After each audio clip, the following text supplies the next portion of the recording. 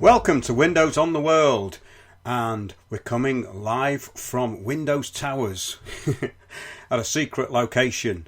And we had a great week last week, come back from Glastonbury, and we had a very successful talks there. So we're looking forward now to doing more talks all over the UK, maybe even beyond. We've had quite a few people getting in touch actually about the possibility of doing talks up and down the country, and I'm looking forward to that. And if you know a suitable venue and you'd like to put on a talk with myself, Piers Corbyn and Sandy Adams, or just Windows on the World, because it's now a road show which can be interchanged, please get in touch. And we've had, as I say, a lot of people contacting us this week about what's going on, and it seems to be spreading out. These shows are being shared, and more people are finding out that there is indeed a global local action plan, and they're not included. They're being left out of any consultation. This is obviously the sort of stuff that we talk about a lot. We do go into a very big picture with it, and obviously that gets into much more complicated areas, and we do like to do the simple thing of basically getting complicated information and trying to make it simple, because this is the whole key to the big picture.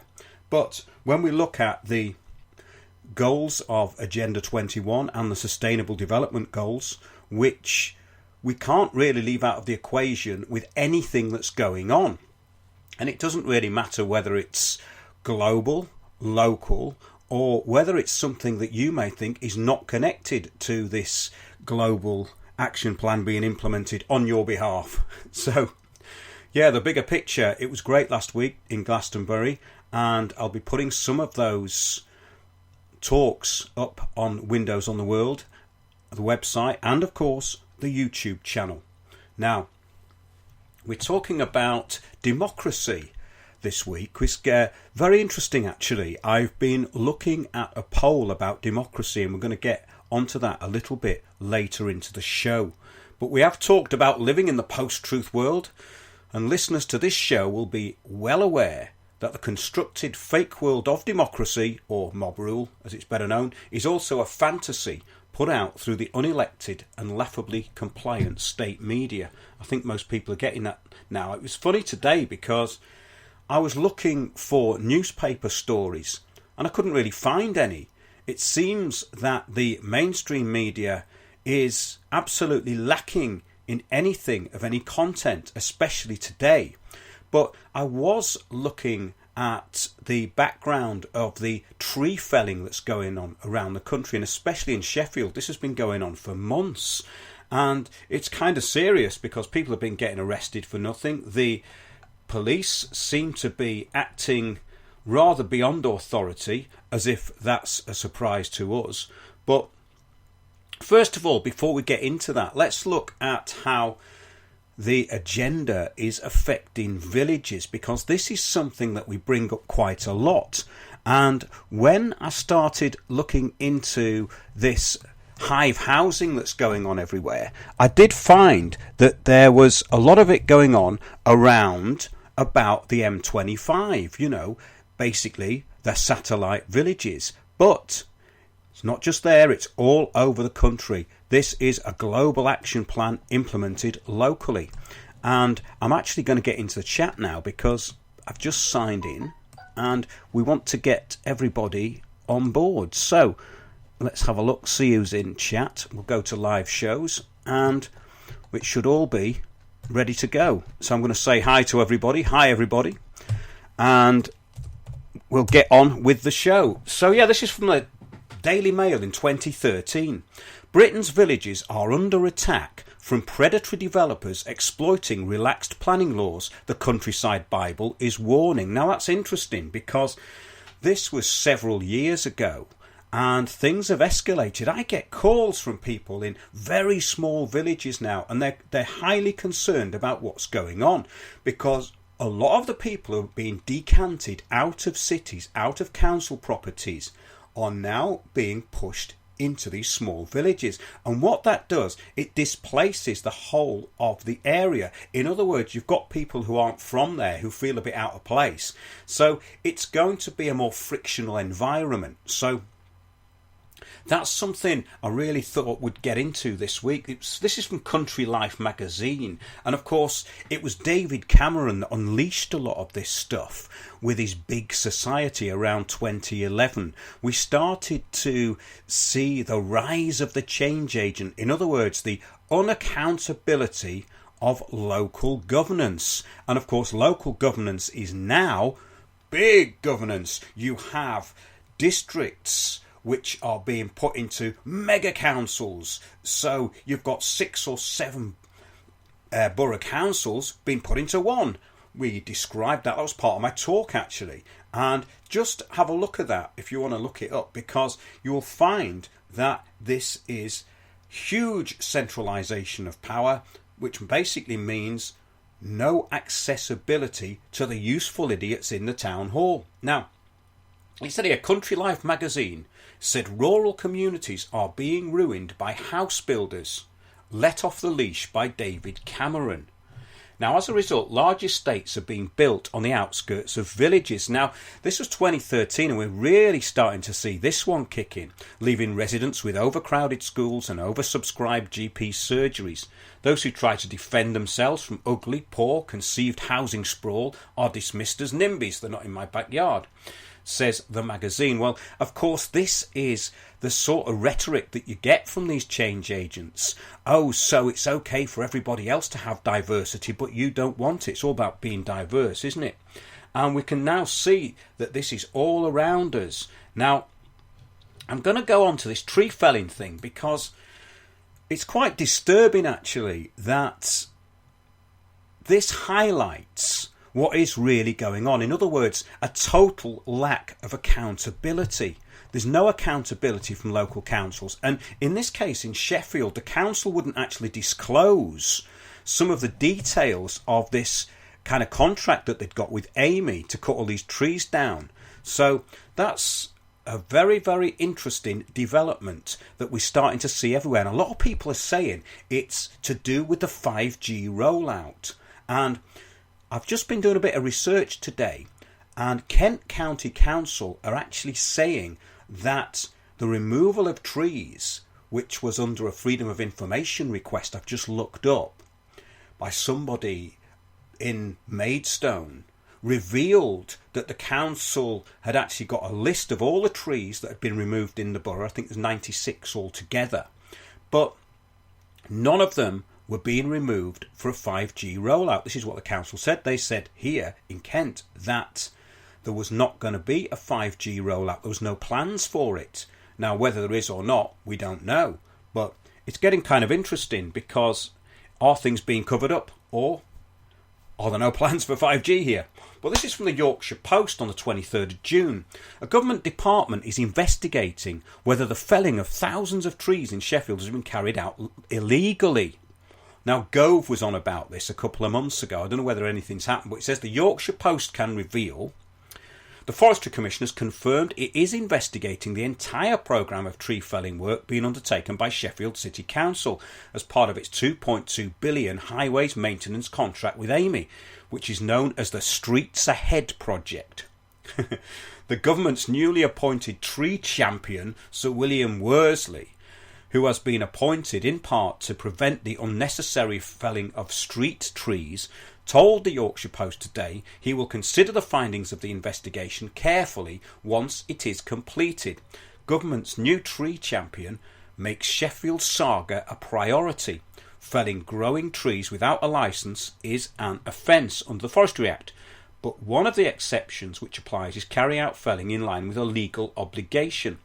The Streets Ahead scheme is being conducted in connection with the Council's duty to maintain and repair highways under the Highways Act, but it is understood the Forestry Commission is examining whether some felling work has been carried out outside of these obligations, and therefore whether a licence was required.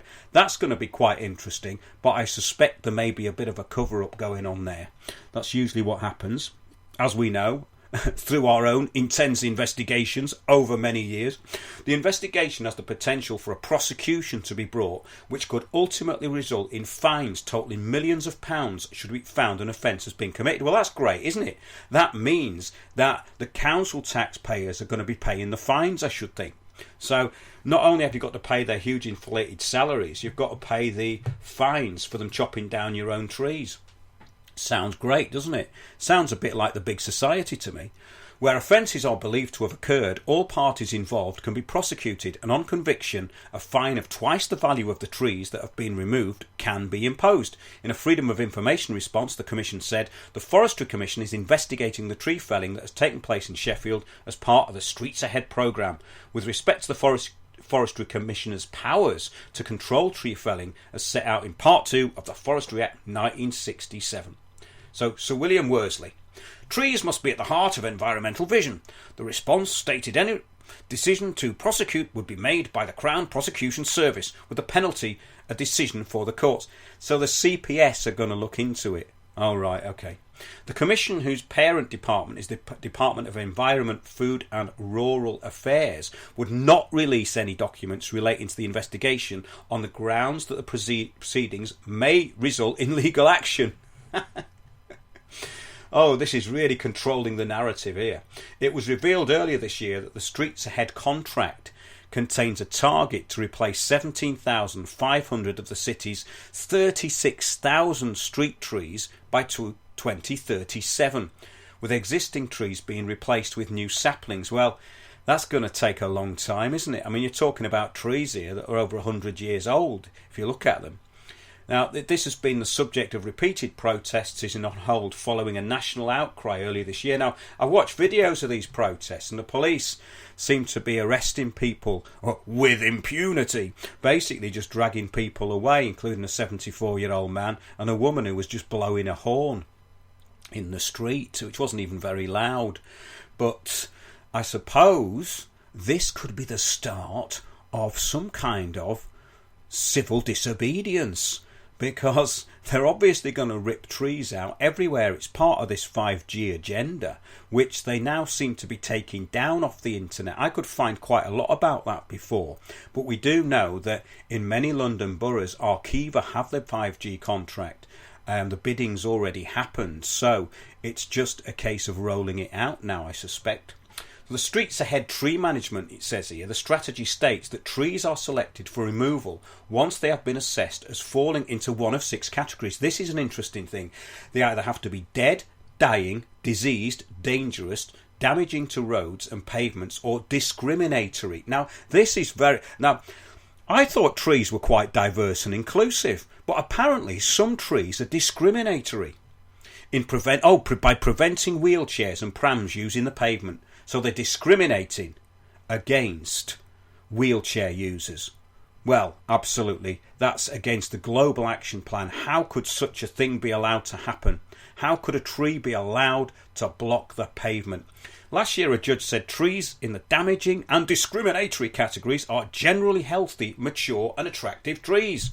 A report commissioned by anti-tree felling campaigners last year said more than 2,500 such trees had been or were due to be felled, with an estimated capital asset value of over 66 million. Sheffield Council said it would not be appropriate to comment on an ongoing investigation. Isn't it about time that people really started making these councillors accountable? Now, we've had some success at that over the last few weeks. All right, I'll admit it.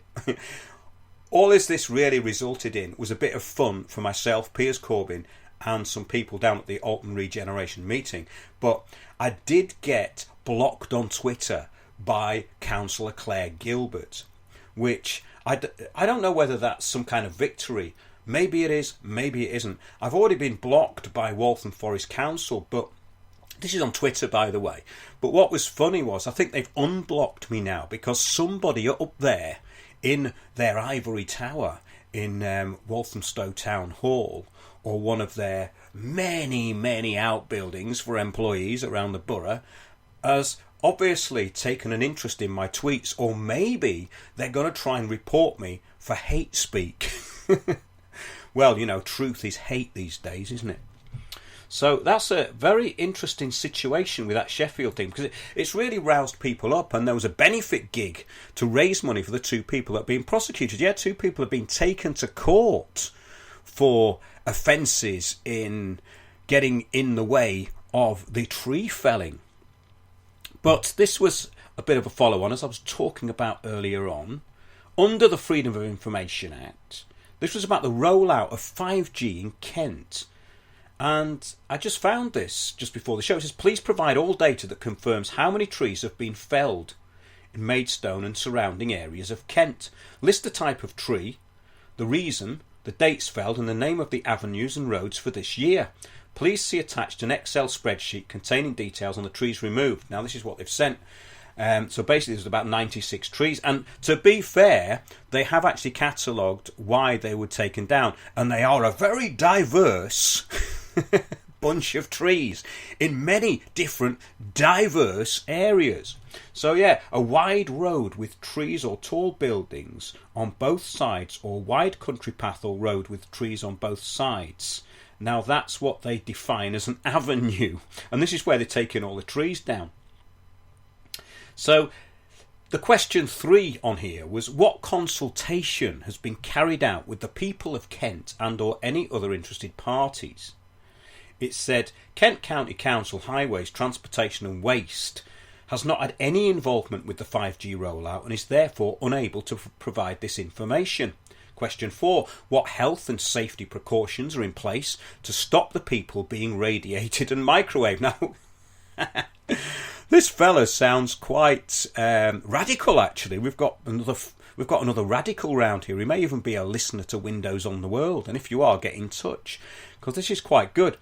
But basically, Kent have said about being radiated and microwaved that they've got no involvement with the 5G rollout. He's therefore unable to provide the information. So Kent County Council has not had any involvement with the 5G rollout to date and has not been approached to use its street light columns in conjunction with 5G equipment. Well, that's quite interesting, isn't it? Because Kent's quite a big council, quite a big area, quite a big county. If you're unhappy with this response and believe KCC has not complied with legislation, please ask for a review. Okay, that was quite an interesting find, actually, because that's the only one that came up. There may be others in other boroughs, and if you live in a borough and have done a similar Freedom of Information request about tree felling in your borough, please send it on. Be interesting to see how this all stacks up locally. Now, we talk about this a lot. This is one of our really big issues, and it's about free speech.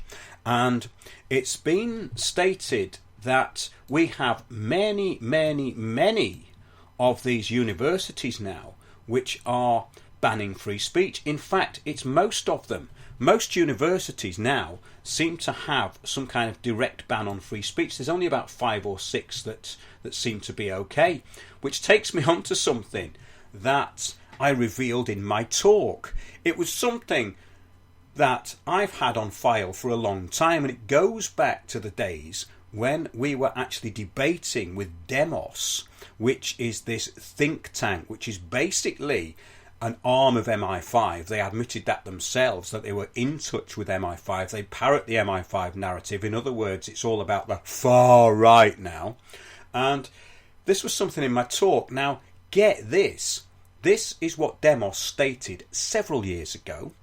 They stated the new democracy will work with a combination of government open infiltration and citizen groups taking direct action. Now just let that sink in for a minute. The new democracy, so they're now defining what democracy is, will work with a combination of government open infiltration. Now wait a minute, didn't they used to work for us? Isn't it our job to infiltrate government? So government open infiltration and citizen groups. Now we're not talking about me and you and the gatepost here. We're talking about change agents. We're talking about these co-opted groups who are taking over the narrative in your area, and they're going to be disrupting meetings, all the rest of it. So they're going to be working with all these people like Hope Not Hate, Stop the Hate, anything else with hate in it. They're going to be on you about free speech. This is really, really bad news, and them actually saying that for a government think tank to actually come out and say something like that shows how far removed they are from the public. It's absolutely disgraceful that they would even consider putting that out. Well, it's probably a good job they did, but it's a bit like the MOD telling us that we've got 1,500 Facebook trolls based in Berkshire on Facebook, trolling us on Facebook and Twitter, and they're from the Psychological Operations Group. I wonder how they're getting on. I wonder how they're settling in, actually. I'd like to find out. Jumbo and Bodger, Facebook trolling in Berkshire? What a waste of human resources. Well, actually, it is. It's a terrible waste of human resources, because we need our special forces and our desk forces in the army to be doing their job. I mean, really, what they should be doing is protecting us, but they're protecting us from ourselves on Facebook and Twitter. So there you go. The unreality of conspiracy theories, the echo chamber effect. These are just some of the papers that come out of Demos. And I would advise anybody to look into Demos, and of course Jamie Bartlett, who's their new poster boy, because they're using him on Channel 4 all the time. In my view, these are dangerous subversives that are actually subverting what we used to call democracy.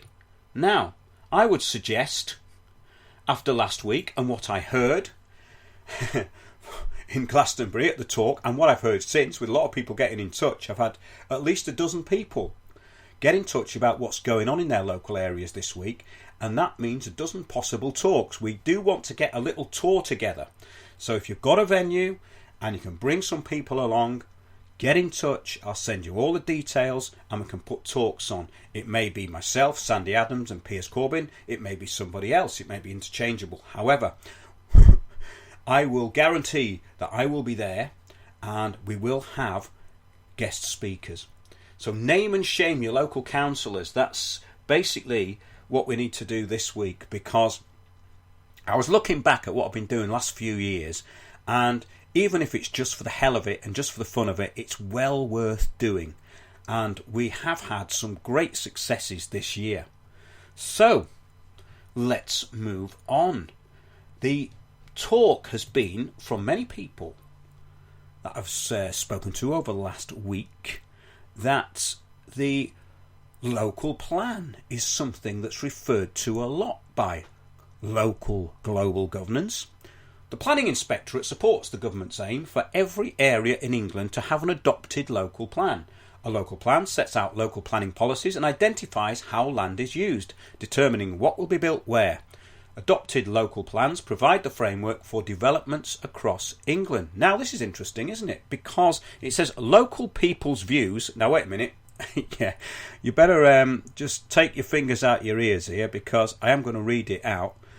Local people's views are vital in shaping a local plan. Did you hear that, everybody? Because I'm really not sure that the people who've been in touch with us would agree with that. Local people's views are vital in shaping a local plan. Well, I don't remember anyone being consulted. I don't remember anybody getting in touch with us who has actually been consulted about a local plan, helping determine how their community develops. Local people's views are vital in shaping a local plan, helping determine how their community develops. What that means is your local community hub, your local change agents, people you've never seen before who've just come into the area. And they're all over Facebook and Twitter and Google, and they're attending everything under the sun. They're called change agents. They're trained in the public and the private sector. Citizens UK, Unlimited. They're a global force, actually, Unlimited. Go into lots of countries interfering. Do Unlimited. And we've also got communityorganisers.org and a plethora of others. And we've talked about them a lot. Just check it out and see what you find, because it often comes under an umbrella called Power to Change. And you'll find organisations like the Big Lottery, they're involved in funding a lot of these local initiatives that you have nothing to do with or know nothing about. And you will find the Esme Fairbairn Foundation and the Joseph Rowntree Foundation. They are very important in this as well. They're at the back of a lot of these change agent groups. Do look into it. When I started looking into this several years ago, I was working with somebody else in Wales, and we came up with the documents that were provably similar, and we found out that yes, all of these people were indeed working for these organisations. So this is an interesting thing. They're actually telling you that they have to take in your views. So that's the local plan. So maybe get onto your councillors about that and ask them why you're not being consulted. That would be quite interesting, actually, to get back some information from the listeners on that. So, something interesting about democracy. Do you remember that?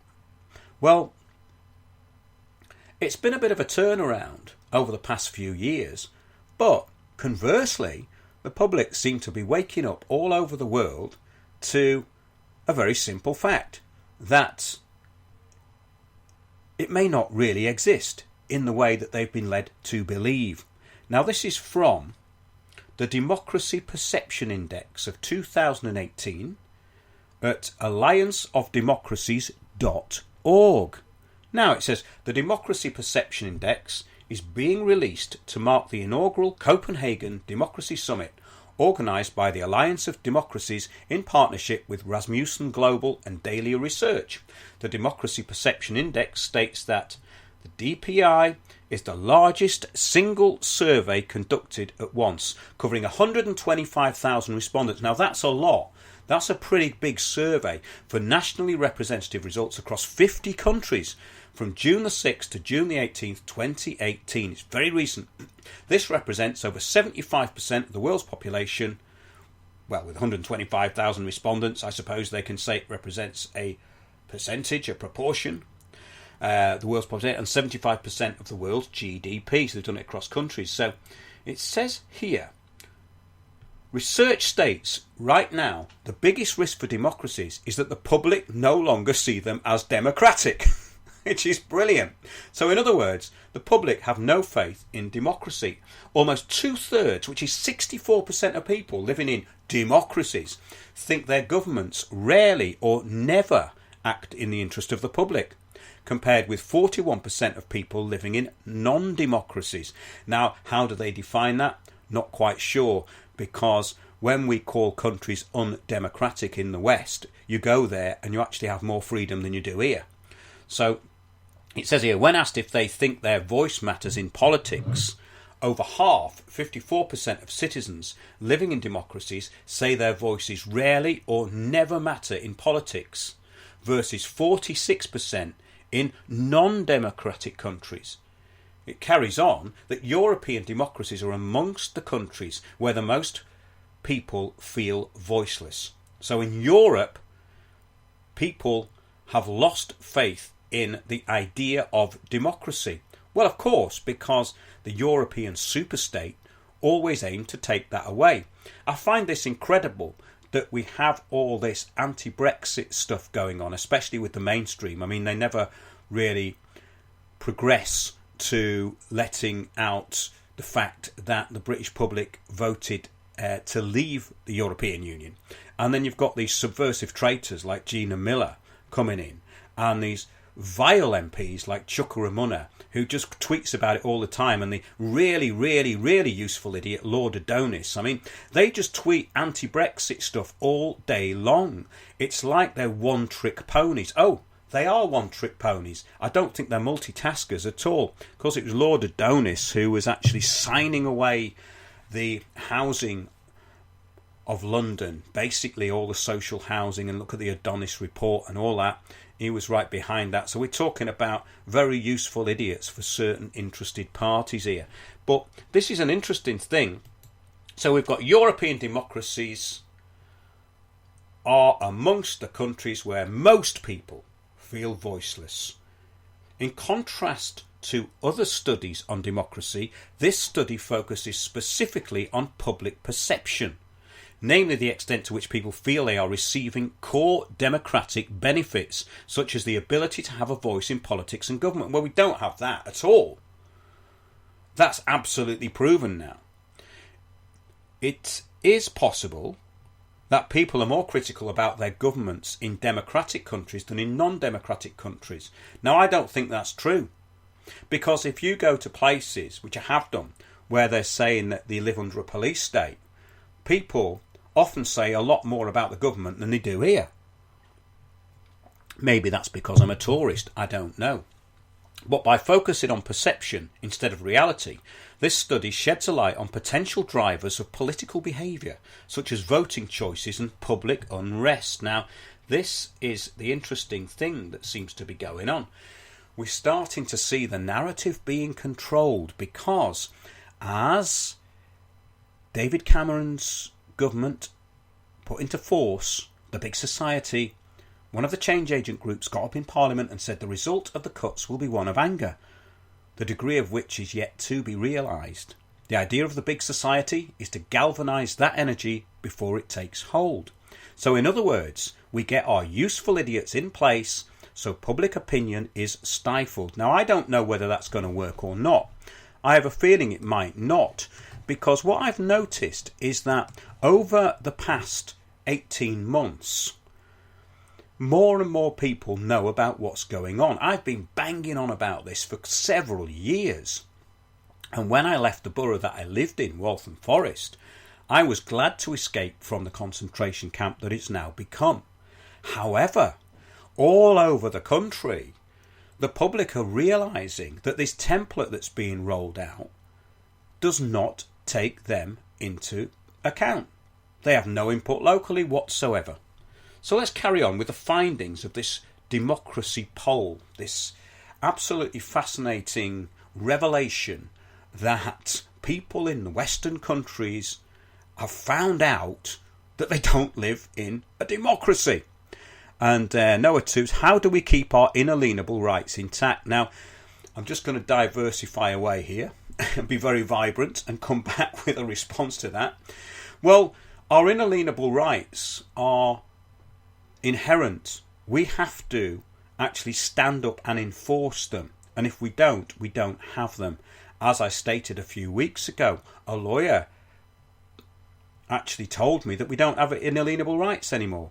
Well, that's a good that's a good excuse for not using a lawyer. So, in other words, your inalienable rights will be curtailed if you use a lawyer, because obviously they work for the Crown and they work to put you in prison, they work to get you fined, and I have no faith in lawyers. Some barristers, some conscientious barristers out there are pretty good and you can get good advice, but I would say that generally if you're in a court case and it's just a litigation issue, or even actually yes, after what's happened to me, even common law offences, even assault and things like that, they don't like you representing yourself. But I would have always represented myself if I'd have been in that situation. And people who listen to the show will know about the absolute corruption that I've been up against with Kent Police. You can see that on Kent Police Court Crime Farming. There's several shows on that, and that case still hasn't been resolved. But the arrogance that you're up against with these people is unbelievable. So I would say stand up for your inalienable rights. We have rights to own property.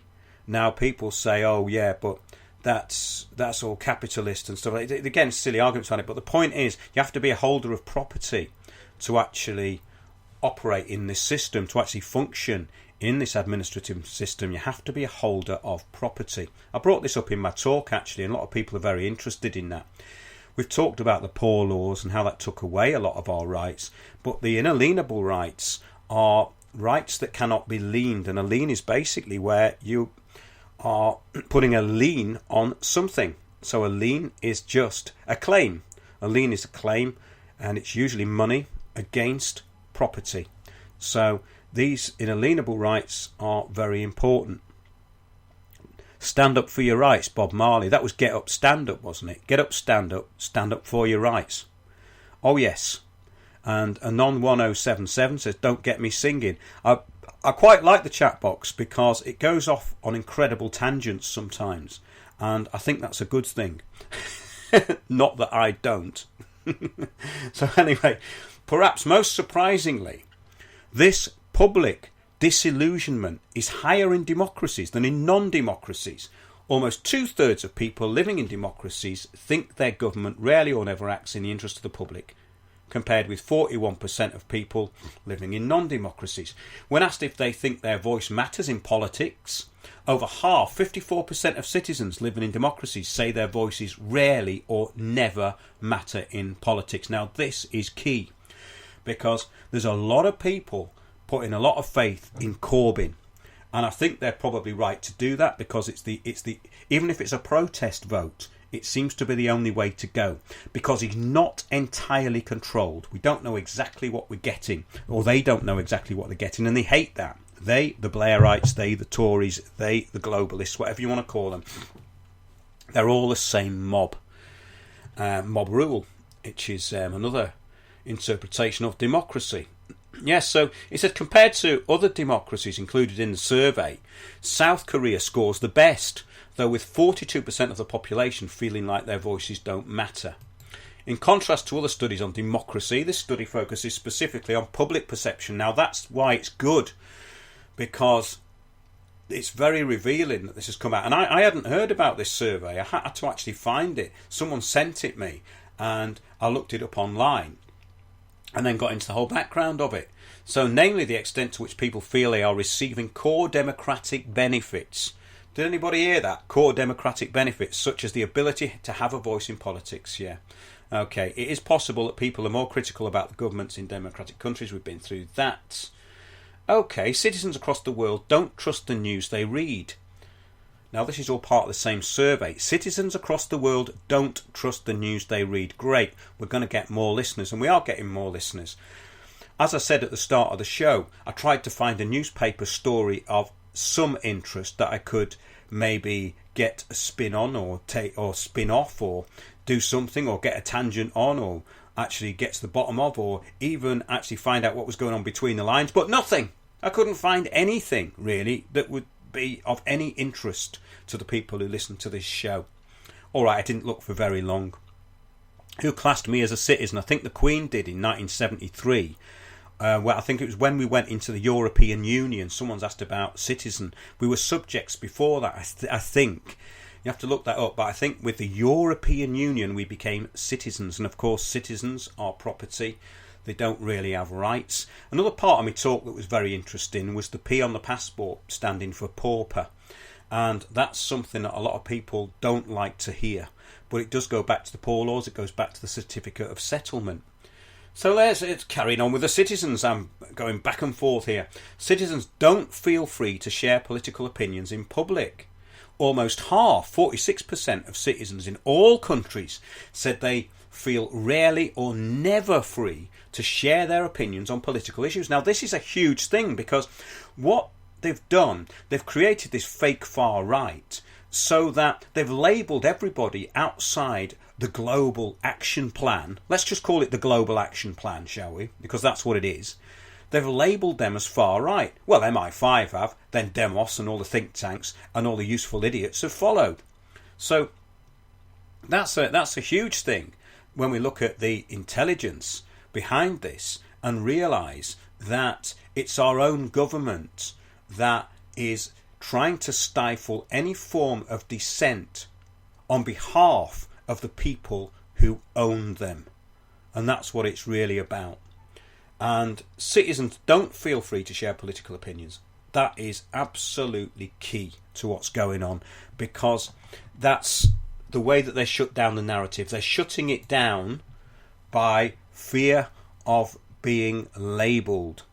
So we have to fight back against these labels. These labels are stupid. They make no sense.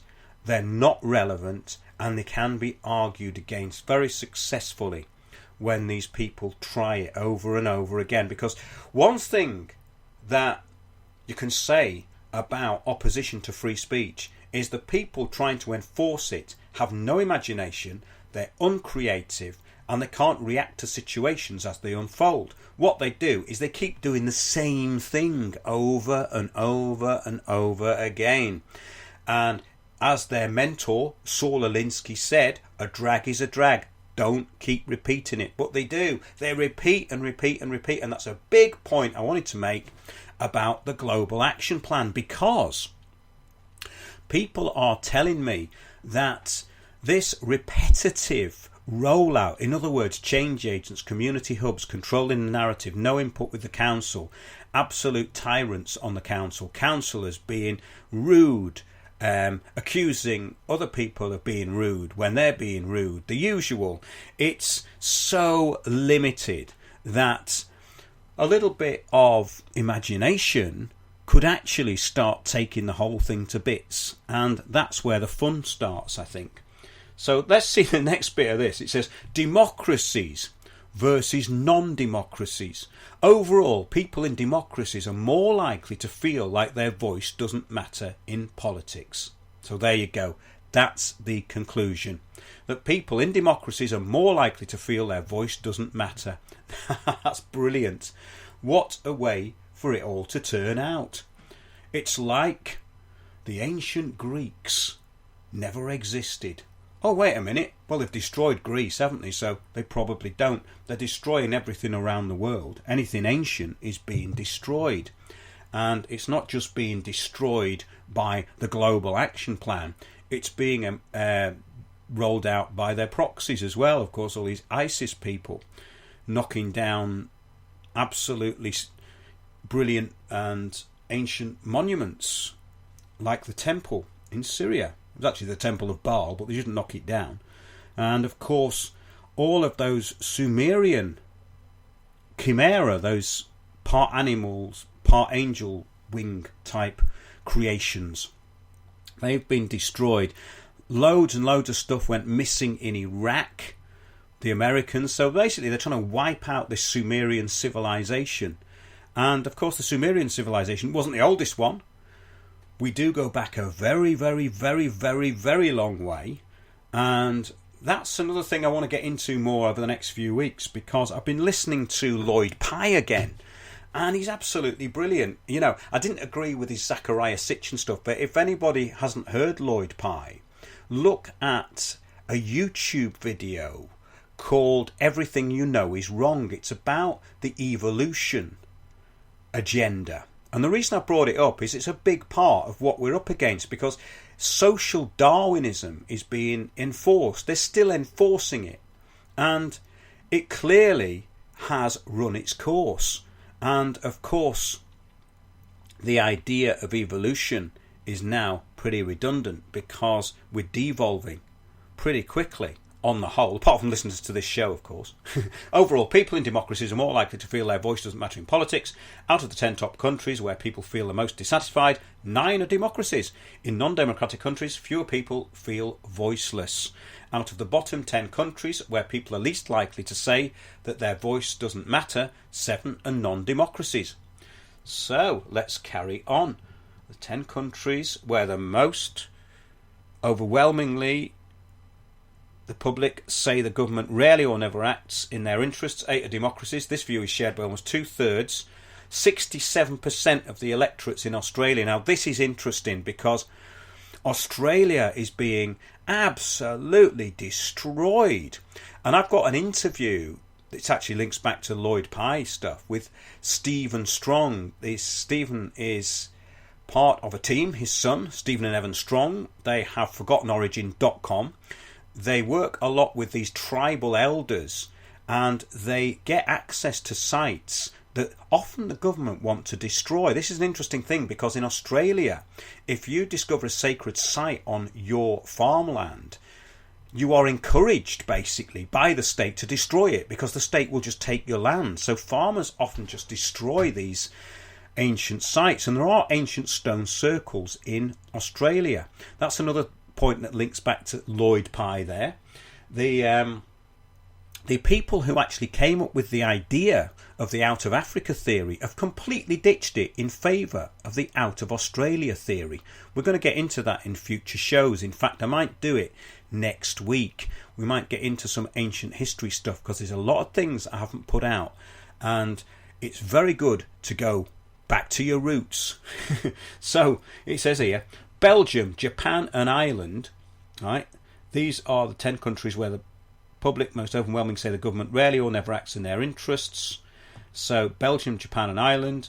Poland is even higher in 68%, and the sentiment climbs. In Denmark 69%, Sweden 70%. Well, Sweden is a communist country and they are completely brainwashed. It's dreadful what's happened there. 70% Portugal, and Austria 73%.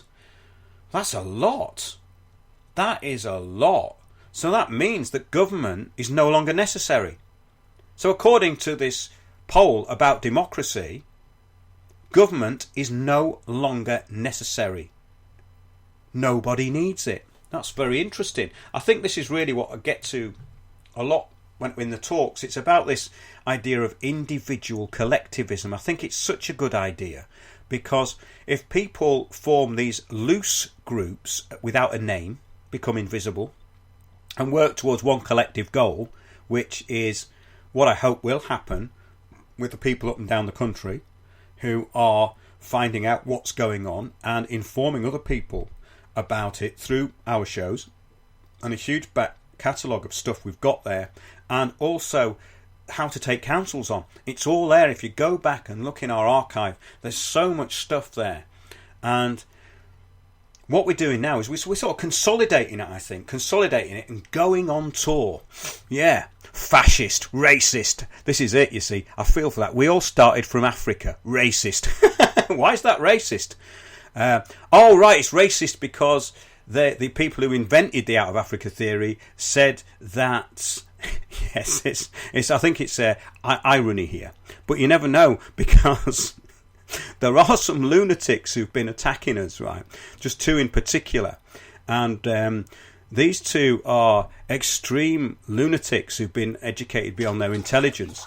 And they're still actually writing to people who listen to the show. So if one of these lunatics writes to you, please pass it on because we find it humorous, and we're actually compiling a file because we're going to do a full report on the complete lunacy of people who've been through the education system and come out the other side and been brainwashed into this sort of paradigm. But yeah, so on the other hand, people in non-democratic countries less likely to say their government doesn't act in their interest. This is the post-truth world in a nutshell. 41% in non-democracies compared to 64% in democracies. The country where dissatisfaction is the lowest is Saudi Arabia. That's brilliant. Where only 15% think the government never or rarely acts in their interest. Well, I think you're probably going to be a bit careful over there, I would think, about what you say to anybody in public. But I know people have got locked up there for no reason at all, and that's no joke. Saudi Arabia, yeah. Well, let's not get onto that one. We could do a whole show just on the allies of Saudi Arabia and what that's all about. Perception of government by public, interest overall. More than half of global population, 58%, covered in the study, think that their government rarely or never acts in their interest. Now that's absolutely fascinating. Right. Now, I was looking at something this week and it was about The Prisoner. Do you remember that? The 60s TV series with Patrick McGoohan, where he's been working for some government agency and he's deemed to be a danger to the state, and he's taken to this place called The Village, which is Portmeirion in North Wales, which is a brilliant spot for it. That actually captured the whole atmosphere of it. And I was just looking at a bit of this stuff because there was an article that was going on about surveillance and how what McGoohan said had actually come true. Now, the thing is with The Prisoner is that it was very, very much of its time but great to watch as a period piece. It has that very stiff, awkward 60s acting in it, and McGowan is great because he gets very, very harsh with people, and he starts responding in this really high voice. At one point, he's talking about champagne. He goes, 53, 53. It's absolutely brilliant. I love The Prisoner. But what happened was, in 2009, they remade it in Hollywood. And when you think about it, think of the money that these people have got to throw at this stuff. And I watched... Basically, I survived 20 minutes of it. It's the worst pile of garbage I've ever seen. How can you get an idea like that and use that idea as the inspiration and basis for a TV series and come up with something that is absolute wallpaper that looks like something that Channel 5 might show in the afternoon? It's absolutely incredible. Absolutely incredible. And that's the thing with Hollywood. It just lacks imagination. There are people who work in it who are incredibly talented, but Hollywood films are the pits, and we don't even want to go into what Hollywood's really about. You know, we don't even have to go that far, but yeah, it's really not worth carrying on talking about that, I don't think. And so yeah, this guy he's talking about that's Prisoner. Yeah, but it says he was saying, but basically it's still relevant today with the rise of the police state, the freedom of the individual, round-the-clock surveillance, the corruption of government, totalitarianism, weaponisation, groupthink. Now that's very important, the groupthink side of it. Mass marketing, the tendency of humankind to meekly accept their lot in life as a prisoner in a prison of their own making. And that was the whole thing about The Prisoner, was that the prison was really about the idea that you weren't free and you couldn't be free. Absolutely fantastic concept, that, because when you put that into the bigger picture, often when I'm out on the road and I go to places, I do feel quite free, but most of the time you're basically completely enclosed. You're never actually completely off the grid. And that's going to get more and more difficult. And that's what I encourage people to do with this falling apart of democracy. I think the idea of forming these invisible groups off-grid as much as possible is where it's going to be at, because the best times I've ever had were when I've done that. And there are still places to do that. So, yeah, over the summer we're going to be doing quite a few talks, and I'll keep you informed on that. I will never watch a Hollywood remake. Yeah, The Prisoner was brilliant. Anonymous 1077. The Prisoner was brilliant. Yes, it was. Okay. 53. Yeah, I've watched all of them, and you can watch them out of order as well, because there's no particular order. It was done as an allegory. I mean, there are parts of it that are really corny, but it's kind of fascinating, and it's got that early to mid 60s kind of feel about it. McGowan was an interesting character, and the fact that he managed to direct it and make the whole thing pretty good achievement. That obviously he was Danger Man before that, wasn't he? But it says perhaps the best individual debate ever on individuality and freedom, The Prisoner, 17 episodes in all, centres around a British secret agent who abruptly resigns only to find himself imprisoned and interrogated in a mysterious, self-contained, cosmopolitan, seemingly tranquil retirement community known as The Village. Well, if you took out the tranquil retirement bit, you could actually use that as an analogy for any other village in the country, and especially the city villages. The city villages are the prisoner village. The village is an idyllic setting with parks and green fields. Oh, yeah. Apart from that, recreational activities and even a butler. Yeah, well, that was a very interesting series. That there are a number of city villages in London which are less attractive, as I said, less attractive version of the village, but the prisoner village habitat is way more free than a new totalitarian complete control grid being implemented right now in your local area. So that's what I was actually getting to. The fact that the Habitat conferences and the Agenda 2030 and the local plan and the global action plan are actually more totalitarian and much more creepy than the prisoner, because there is a certain eugenics element, and I don't think they had things like the Liverpool care pathway, which has been renamed in the prisoner. They never actually denied him water, did they? Like they do if you go in a hospital now. I mean, I smashed my arm up years ago, about 3 years ago, and it was in total shock because of the pain, and they're saying don't drink water. I couldn't believe it. That's a different issue though. But yeah, but we have to remember, as I keep saying, everything's on a need-to-know basis. And this is why I think we should keep hammering these authorities, keep hammering them. Just go for your local council. We're starting to find people doing this, very, very encouraging. They're starting to hold these people accountable.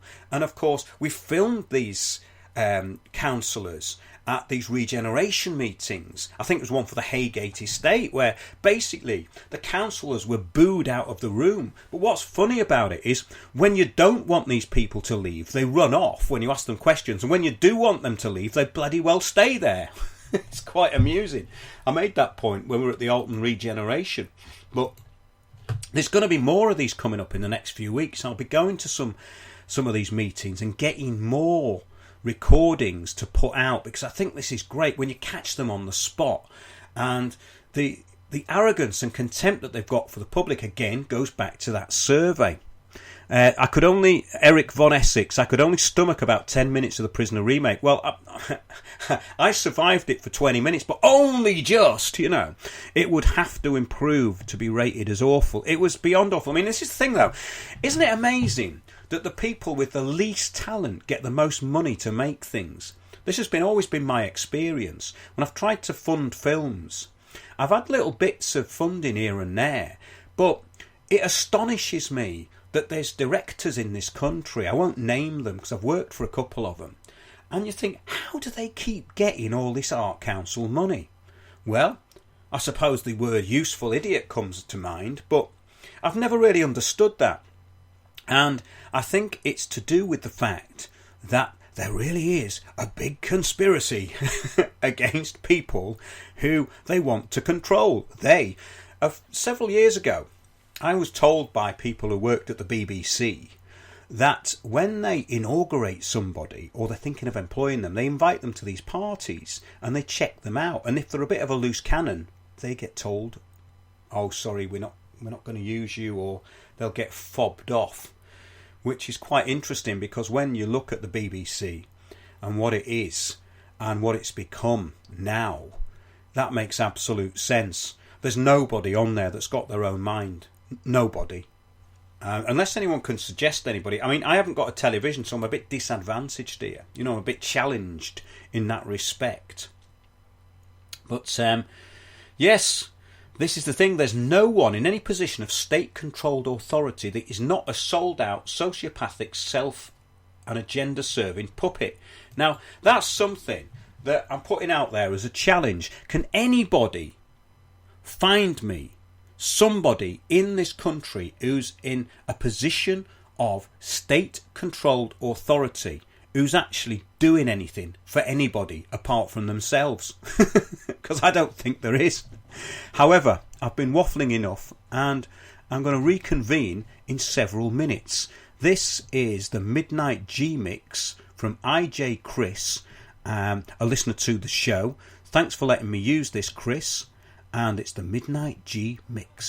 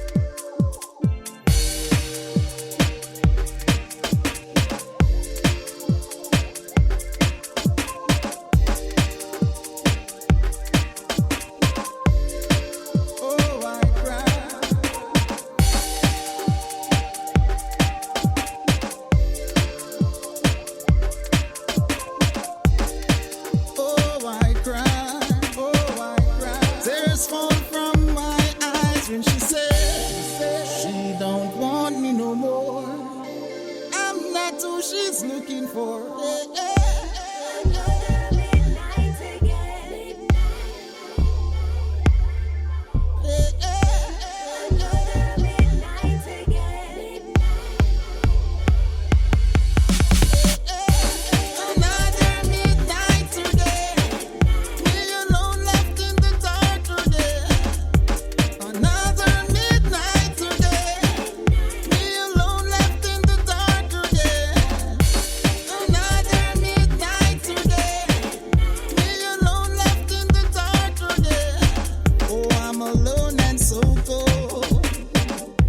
Just wishing my baby would come over. There's no more room for disappointment. No more. Going crazy. No, my brain can't take it no more. Try everything to make it happen. But my whole life remains the same. Who's to be blamed?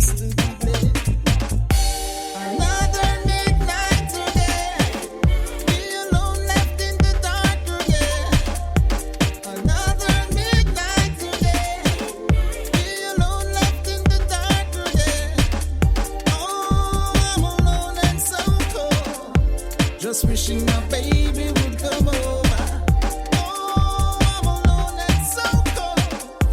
Just wishing my baby would come over. Alright then, so me know she never true to the thing, so she love the bossy living. Like after the platinum and gold for the ring, for the dollar, she don't really matter who she giving. Her body, her Abby, Dilly, Daddy, run the alley. Link up Sean and Jerome and Johnny, give Sammy. No have no money, then sorry. She did love me, but she said me on nobody. Hustle and she grind well up to the time, so she love a man with kind, well deep and refined. Play with me like good thing, me not blind. Most I show me a sign. Girl, you love worse than the cry. Yeah, yeah. No, no, no. Ooh, yeah, yeah, yeah. Another midnight today. We alone left in the dark today. Another midnight today. We alone left in the dark today. Oh, I'm alone and so cold. Just wishing my baby would come over. Just wishing my baby would come over. Oh, I'm alone and so cold. I can't take it, baby. Oh, I'm alone and so cold. I can't take it, alone and take it. Oh, I'm alone and so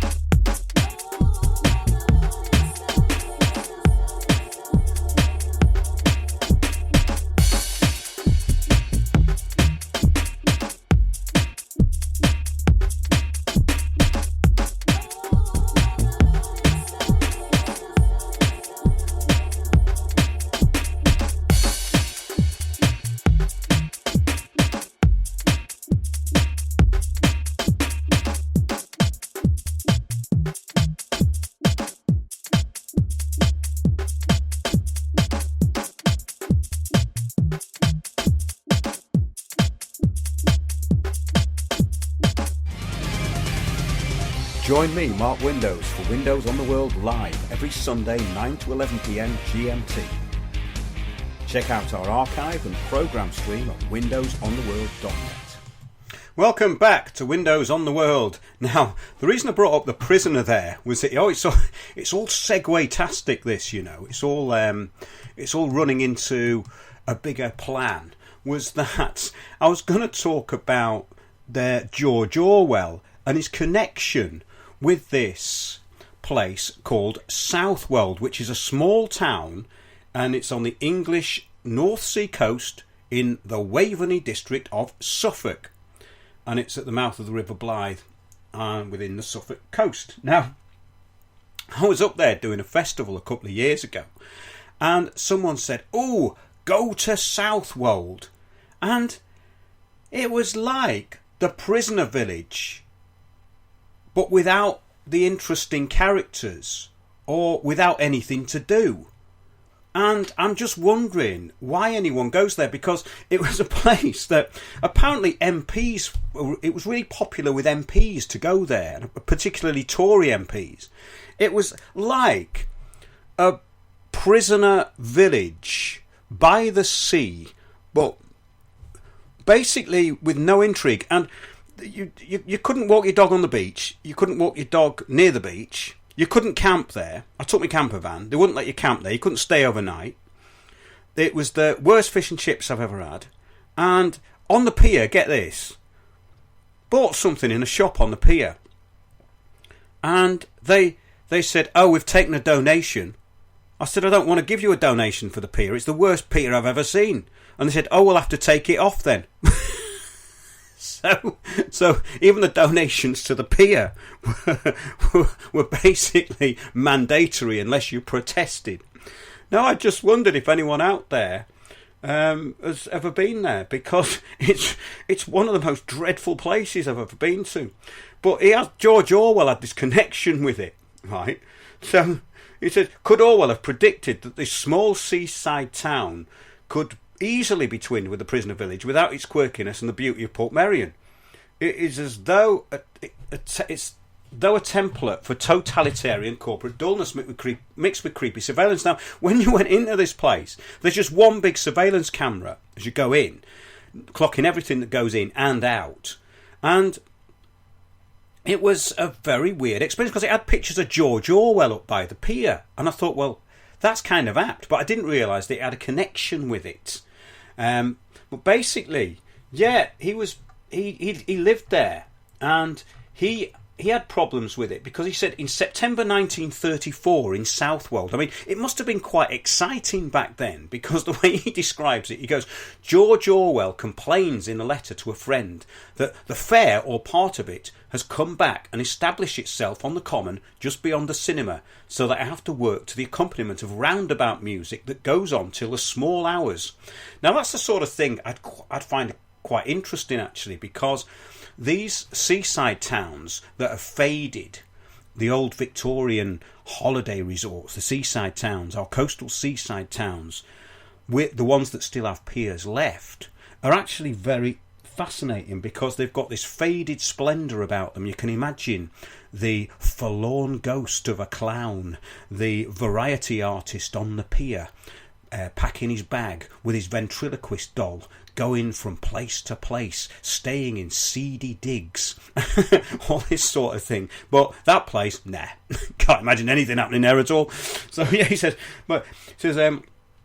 anyone would be intrigued to learn how this quiet Suffolk seaside town became a place he loved and loathed early on in his writing career. So it's about a talk that's going on there, but I just thought his connection with that was quite interesting, because when I went down there, I had no idea that he had any connection with it. But let's get back to business. Let's get back to important stuff, grown-up stuff, right? Now, this is interesting. Twitter storm, right? Very, very interesting, because well, I got banned from Twitter. You know Eminem, that rapper, right? He put something up, and it was so childish. It was like the sort of thing that Hillary Clinton would say about Trump, you know. And it was so banal. So I said, "What a retard!" Or so I should have said, "That's retarded." But I got blocked on Twitter and banned for saying the word retard. But it's quite interesting, actually, because now I'm actually following back the people who follow me on Twitter. And I'm finding that that's the bit I was missing out, because I'm following loads of people who don't like me, which is the whole point. So I follow these people on Twitter, like these councils and these councillors and MPs, these useless idiot MPs. I think we mentioned a few earlier on in the show, but really useless, you know. I mean, absolute virtue signalling puppets, vacuous, selfie taking, you know, any cause but the cause for their constituents, those sort of people, you know. And I think most people will know who they are. But I follow, I follow about 2,000 people, and very few of them are people I like. So when I actually followed the people I like, I started getting loads of likes, which is not really surprising, as I'm following people who don't like me. So it's kind of Twitter in reverse, really. So it's like I'm doing anti-social media. But it says here, a California judge has ruled that social media giant Twitter can be sued for falsely advertising free speech. The judge said that Twitter's policy of banning users at any time for any reason or for no reason may constitute an unconscionable contract for a company which advertises free speech. Now, when you sign up to these things, you sign up to all of their terms and conditions, as you know, and most people just flick through it and go, yeah, I want to get on with it. But an unconscionable contract is something that only an imbecile or somebody who was mentally impaired basically would sign. So that's interesting that he's used that terminology. Oh, it's America, but it still means the same. It's an unconscionable contract is something that somebody of sound mind would not sign. So that opens up some quite good comedy possibilities, I think. The judge rejected Twitter's motion to dismiss the lawsuit from Jared Taylor, who was banned by the platform in December last year, according to Breitbart. Taylor, a self-described white activist, may proceed with his lawsuit against Twitter because the social media company falsely advertises free speech, yet bans users for any or no reason. The judge also ruled that Twitter could be sued on the basis of misleading its users due to the platform's promise not to ban accounts on the basis of viewpoint or political affiliation, which is frequently violated. That's an interesting one, because there was a story that came out a while ago about Twitter that the staff there, who were a bunch of extreme lefty Antifa lunatics by the sound of it, right, were banning people they didn't like. And we know how this works, like this shadow banning thing on YouTube. And that does affect quite a few of our videos, I think.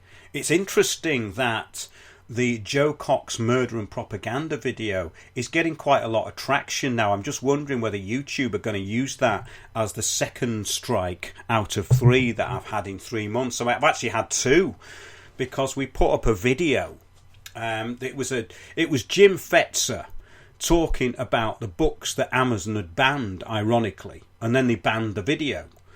So they banned the video and they didn't tell me why. They couldn't give me a reason. I said, which of your community guidelines has it violated? No response. This is the arrogance of them. And then they said it had a misleading thumbnail. Now, I never uploaded a thumbnail to it. I think that's when you put some very attractive woman with very little clothes on or something, and trying to imply that it's some kind of video that it isn't, basically. Mislead the public into looking at it, or, you know, so you basically subvert what the video's about. But I don't really understand this, because in our case it was a picture of Jeremy Corbyn, but it wasn't something I'd uploaded. It was at the beginning of the video, because we interviewed Jeremy before he became leader of the Labour Party, and he said thanks to Windows on the World.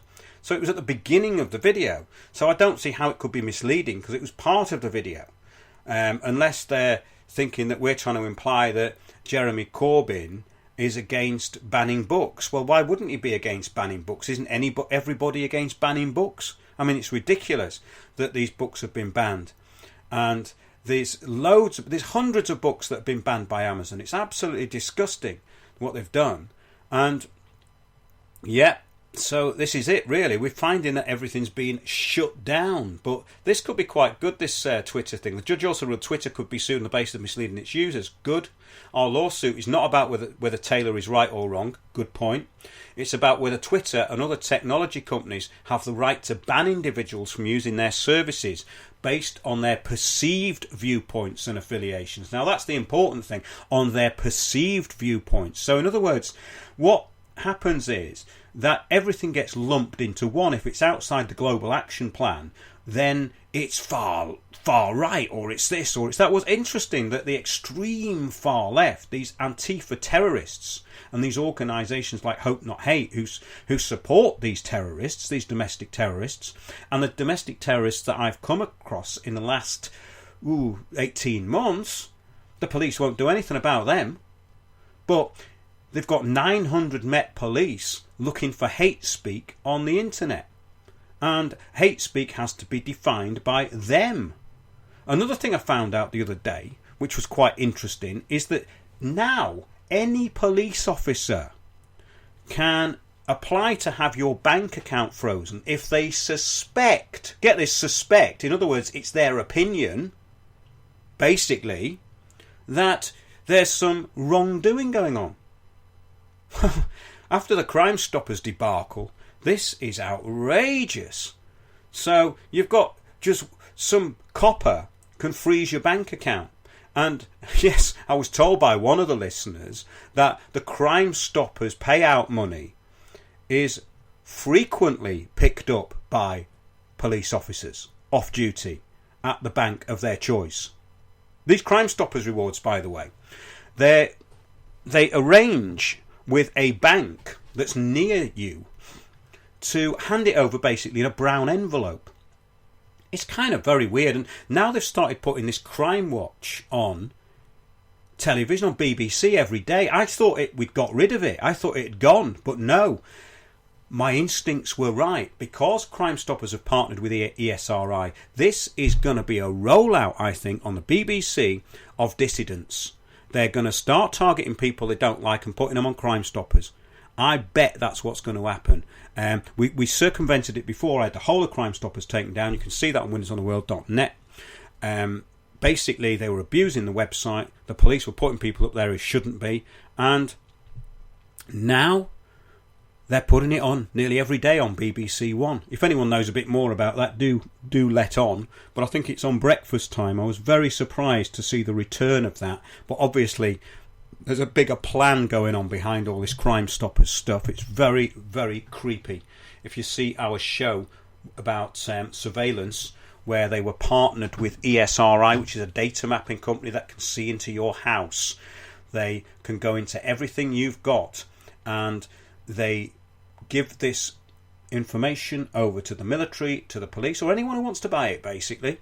So there's no data protection. When the council say data protection, it's an absolute joke, because we don't have any data protection at all. So the judge also wrote Twitter could be sued. That's good, yes. Right, so we just received 2 strikes, from Amazon. And getting on to extremism now, we're going to get on to extremism. Now, you may or may not have heard of the Southern Poverty Law Centre. Now, this is basically an offshoot of the Anti-Defamation League, which goes around suing people who they don't like and basically calling everything hate speech and anti-Semitism. Now, the Southern Poverty Law Centre is an extremist group, and they routinely support far extreme left groups, and they call everybody else a racist or far right. And they are an absolute disgusting propaganda arm. And strangely, when Thomas Mayer, this is the person who's allegedly killed Joe Cox. I mean, I say allegedly because there's a lot of anomalies within that case. You can see our show on it. We won't go into it now, but have a look around that case. We did go down to that area, to Birstall, and there was a lot of anomalies, I would say, around what went on, and of course what went afterwards, and the connections that these people have. Total globalists. And of course her husband is now being derailed, rather, but he was an absolute change agent, Brendan Cox. He was being groomed for great things, but he couldn't keep his hands to himself, could he? So he's now apparently fallen from grace slightly. But the Southern Poverty Law Centre was the organisation which suddenly spouted up that Thomas Mayer had downloaded a pattern for a weapon, I think it was a gun, from this website, or he bought something as well off Amazon, or off the internet in 1999. Now, wait a minute, this is not an investigative organisation. This isn't the CIA or the police or anything like that. This is just a civilian organisation. So how the hell would they find something like that? It's very, very suspicious. However, the good news is the Extremist Southern Poverty Law Centre, already linked to at least 2 deadly terrorist attacks, now that is interesting, look that one up, has paid out $3.375 million and apologised after making yet another error in its hate-filled and controlled media-supported campaign against anyone who does not support their divide and rule subversion. That was my take on it, by the way. The President, Richard Cohen, apologises for the error while announcing the $3.375 million payout. Now, this is opening the doors for people to sue them, and I hope they do. It would be absolutely brilliant if people could start suing the Southern Poverty Law Centre, because these people do believe that they are above the law. So the settlement, the $3.375 million settlement announced by Richard Cohen, President of the SPLC, was made to the moderate Muslim organisation, the Quilliam Foundation. Now, we've talked about the Quilliam Foundation. They're a kind of think tank, and I don't trust them at all. Their leader, Majid Nawaz, is this ex-radicalised Muslim who's now seen the light, seems to be working hand in hand with MI5, if you look at the rhetoric that comes out of the Quilliam Foundation. Now, this was an attempt to prevent a court ruling which would set a precedent for other groups. Yes, so basically, nation's leader, this week, yes. So this could actually go further. So we haven't filed anything against the SPLC, but I think a number of organisations have been considering filing lawsuits against the SPLC because they have been doing to a lot of organisations what they did to Majid Nawaz. That's part of the settlement. Matt Staver, founder and chairman of a Liberty Council, said on Tuesday. According to the PJ Media report, Liberty Council filed a lawsuit against the charity navigation organisation GuideStar for defamation after GuideStar adopted the SPLC's hate group list. Now, this is the thing, they put people on a hate group list. So this is really the way it's all going, and the way it's going in this country with the Prevent strategy, which came out of Contest, which is basically trying to label people in the local community as extremists. And of course, they're the ones that shut down David Icke's talk in Leicester. And when David Icke asked them why, they couldn't tell him. He said, have you read any of my books? No, they hadn't read any of his books, didn't know anything about him. So you've got these quite stupid police who get some hearsay and they're told something and they'll shut down your meeting. Again, it goes back to this open infiltration and citizen groups. The idea of these citizen groups, what they're doing is they're lobbying groups basically as well. They're going into... They're basically attacking things they don't like, and I've been a victim of this, and these people are relentless and they have to be taken on. But it said, it says, in 2016, the SPLC published its field guide to anti-Muslim extremists. So how can they put together a field guide to anti-Muslim extremists? I mean, they listed the Majid Nawaz as one such extremist. Now, how do they actually carry out the intelligence to do this, and where are they getting their intelligence from?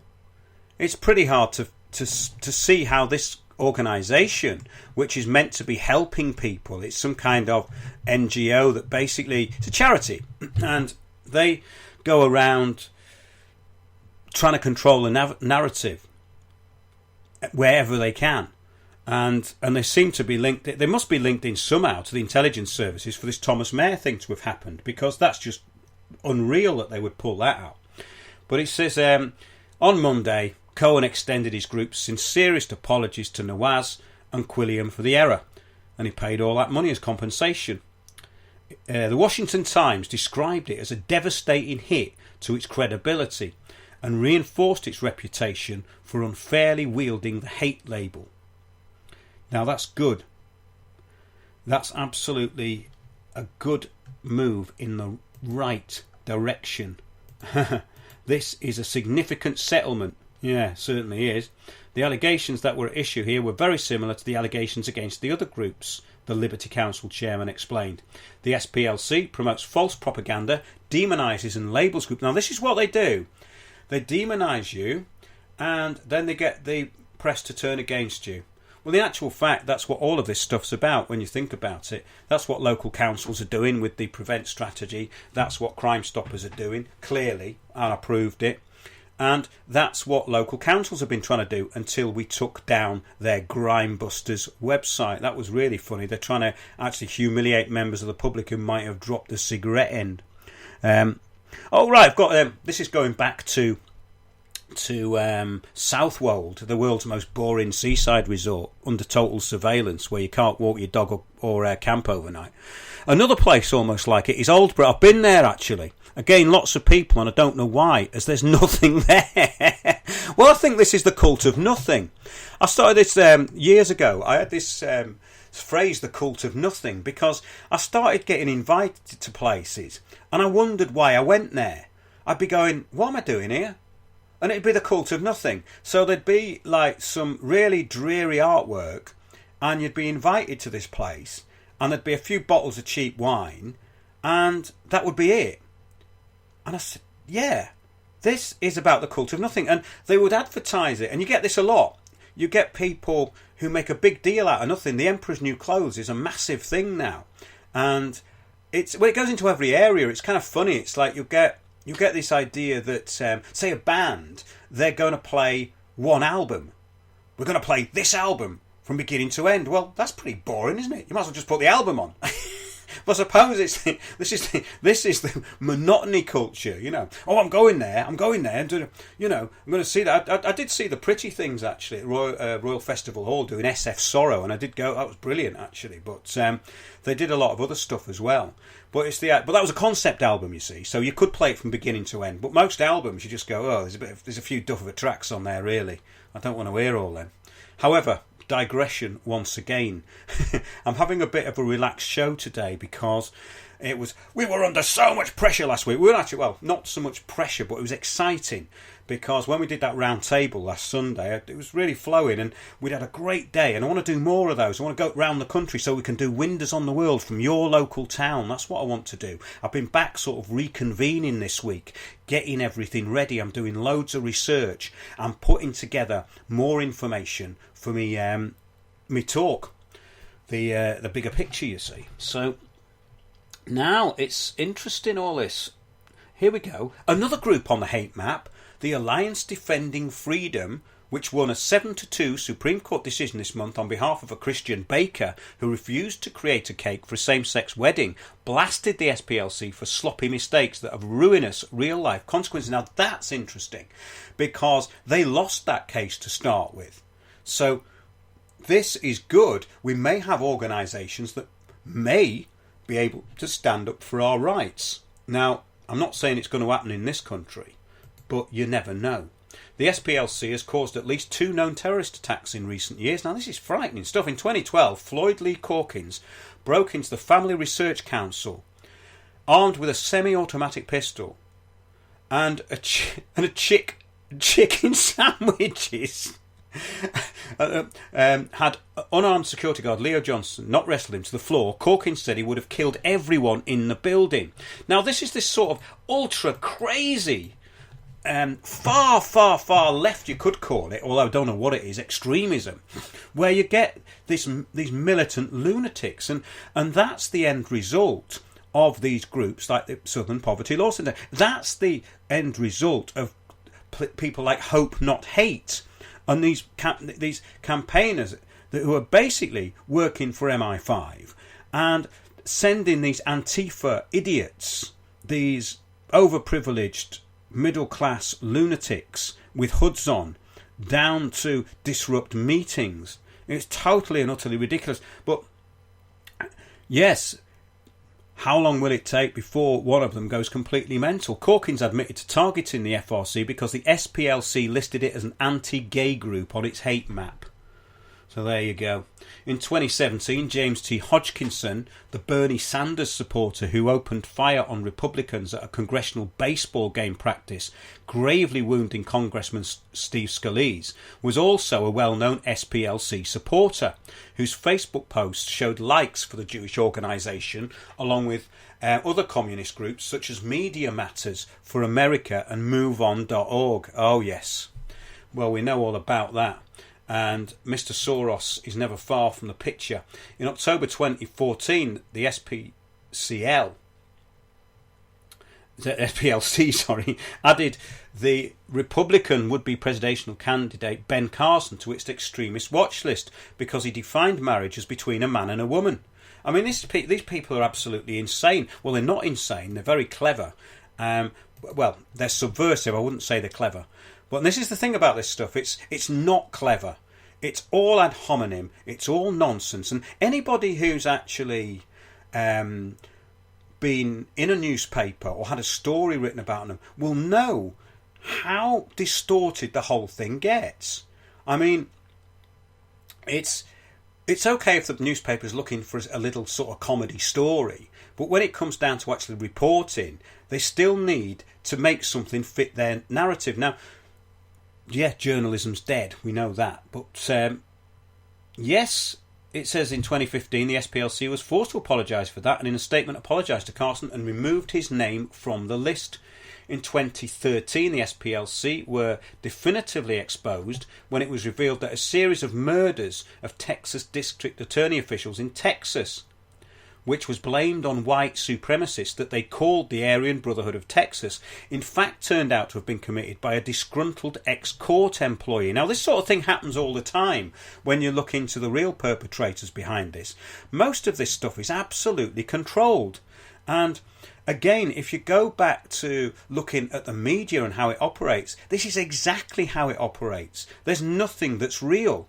I mean, I was going on about this in my talk because, I mean, even at the level of local newspapers and these council-operated newspapers, they bring in actors. They're not about people locally. They just get basically models and actors to turn up at photo shoots. And when you think about it, it's a lot easier for them because if 97% of people disagree, then what are they going to do? They have to bring them in. Again, it's the same all over the country, rolling it out with the Delphi technique and the Saul Alinsky rules for radicals. So both groups went silent on the murders immediately after the real culprit was arrested. But the incident showed how far the extremists are prepared to lie and make up, inverted commas, facts in order to advance their agenda. Now, both groups, yes, now the people doing this are relentless. As I said, they lack creativity and they can't think on their feet.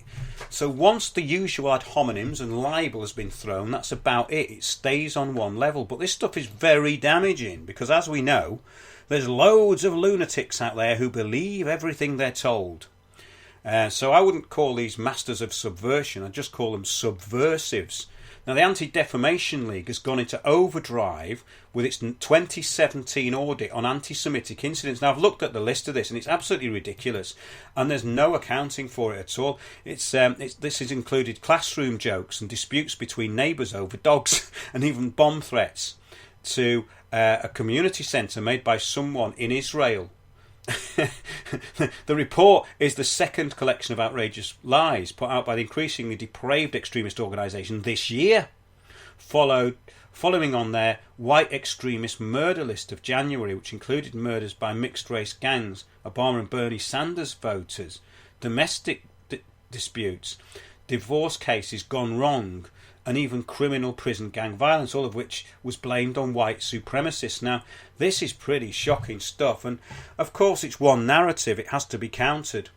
And the whole thing about the rollout or the rollback of the free speech, I think it's goes back to our inalienable rights.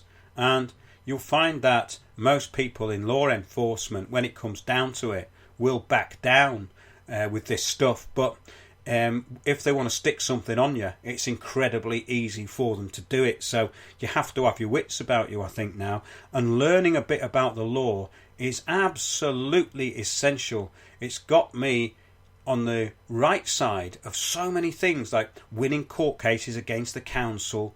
And I have people phoning me up who are losing their houses, and they're absolutely in despair, you know, and I do try and help them. The thing is that, yeah, another tangent here is that there's a lot of different kind of information around, and I would advise people not to go down the free man route, because if you're talking about property, well, you either want the property or you're going to be a person, then you can have the property, but you can't have the property if you're not a person.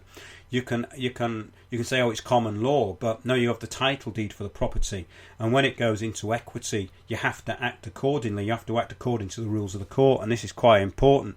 I've been in front of masters at the Royal Courts of Justice, and they have given remedy, but you have to know what you're asking for. And all of this land grab that's going on is being allowed to happen by the government. So those puppets in Parliament are doing nothing to stop it, and they do know it's happening. They know that this is happening. There is property being stolen by government organisations. There's property being stolen by smart insolvency groups, basically insolvency groups that are not the official receivers of the government. They are private companies who become trustees in bankruptcy, who then administer your estate for you, and it gets sold off. And this is why it's quite important to keep up to date with things, because land piracy is very big business, and we have to remember that Marston's and Rossendale's bailiffs have been bought out by Rothschild Investments. Now, if you want to look at the deeper conspiracy, go to Marston's website, and ever since Rothschild took it on, it's had an upside down pentagram and like magical symbols with M all the way around it. It's very, very, very sinister if you look at their website. And Marston's are one of the biggest bailiff companies in the country. One of the stories I told in the talk actually was about a bailiff company called JBW Group, and they have this contract with loads of local councils, and they had a programme on television called Bailiffs, and this Jamie Waller is very arrogant, and he undercut all of the other bailiff companies. It seemed to have, anyway, it seemed to be with every council. This was about 10 years ago, and they clamped my car several times, and I had several of their clamps off because they unlawfully clamped my vehicles, and if they're unlawfully clamped, you're perfectly within your rights to remove them, and I did. And the interesting thing about it was that they'd cut the money down so much for these bailiffs that the bailiffs were self-employed. They were having to hire a van off them, having to pay about 400 quid a month for a van, and then they got 5 clamps, and after that they had to buy their own. So if everyone cut the clamps off, they'd go out of business. But the other thing is that this is not legal advice, by the way, my opinion, and the other thing is that they were basically using thugs to go around and terrorise people. And I know this is still happening, but they terrorised some pensioners, and it was in the newspapers. So I put out an article called JBW Group Highway Robbery. Don't pay them. And I got a letter from this big city lawyer, and he was the guy who worked for a city law firm, and he represented football players and these loads of money. And he set up this side company called St. Thomas Legal. And he signed himself St. Thomas. Now, I don't think he'd been beatified by the Pope, so it was a bit of a liberty, really. And he sent me this document saying that they demand this, they demand that, we're going to get you into the High Court. Okay, then let's go, see what happens. But it was very threatening. And basically, they wanted 1,000 quid up front. Well, old habits die hard.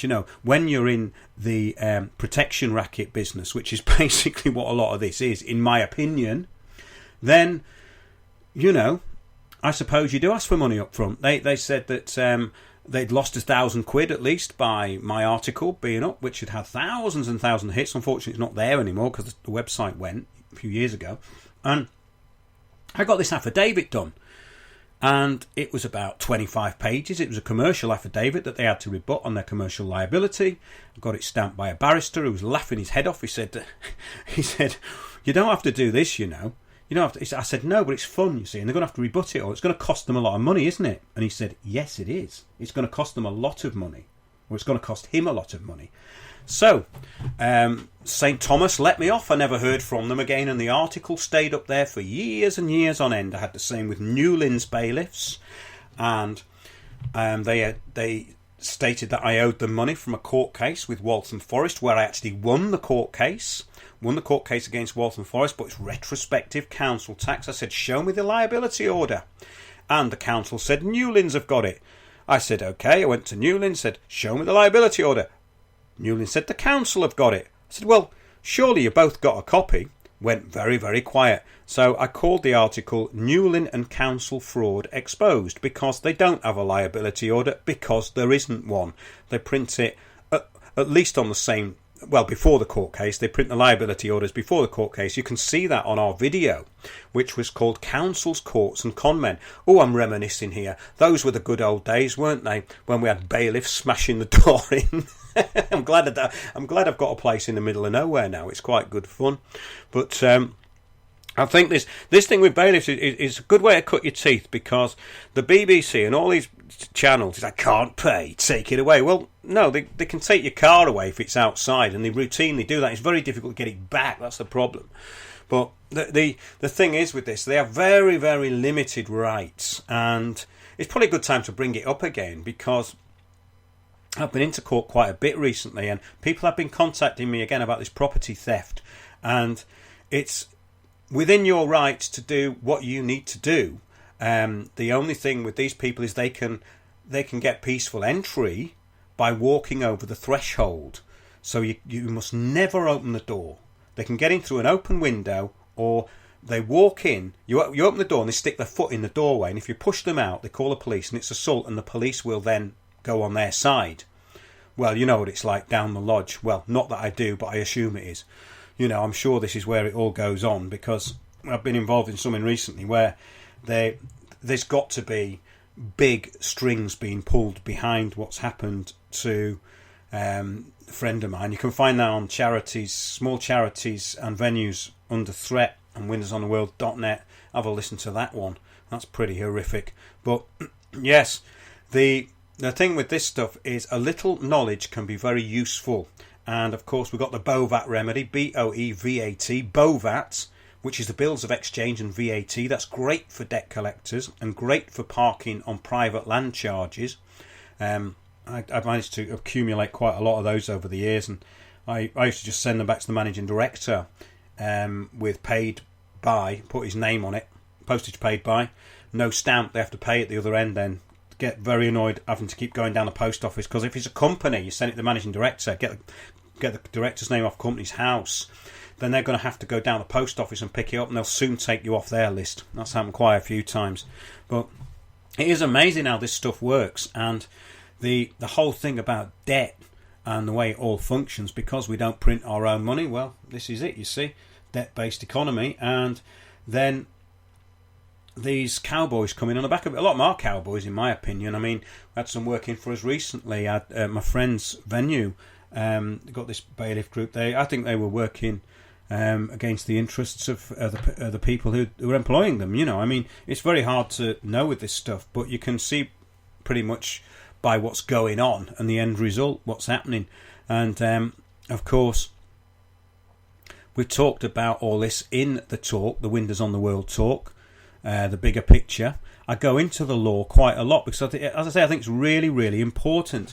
And yeah, we're just sort of digressing onto this, but it is part of the talk. And the idea of us being property and all the rest of it is such a good basis for all this. It's such a good basis because it puts you on a much different footing. You start to understand what you are to the court, what it's all about, how it's all orchestrated. And it's not personal, it's just business. And that's the thing that a lot of people have a problem with. It can get very emotional, all this stuff. And so I think that the idea that you can affect some change locally is a good place to start, because I started off with a local council and I had such a lot of fun humiliating them in court. And basically making sure they didn't get their costs. The judges didn't issue costs.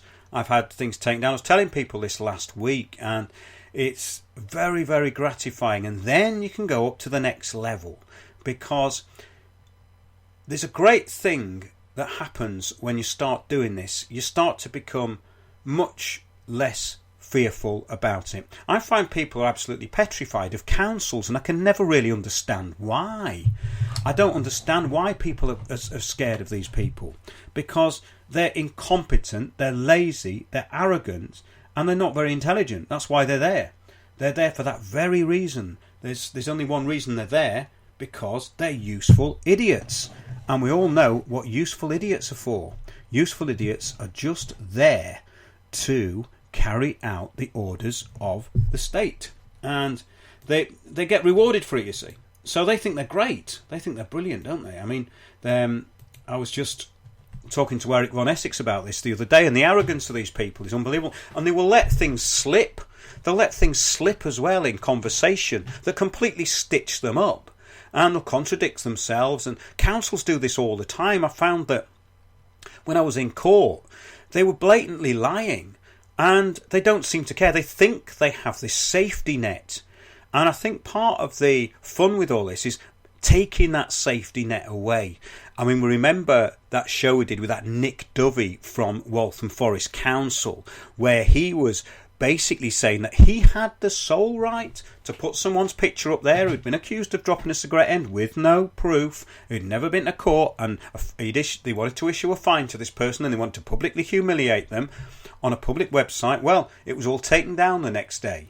So these people are way beyond their authority, and it's, in actual fact, it's one of the most fun things you can do is start taking on councils. That's what I would urge people to do, and that's really what today's show's been about, in a way. We went off onto some interesting little tangents there, as usual, but I think that if you read the letters from the council and the psychological subversion that they're putting into the letters, it's very similar to what the intelligence services are doing. It's all one big mess of subversion of psychology, and we've already proved that it's working on every level. So it goes up to the intelligence services, down through your local council. It's all the same thing.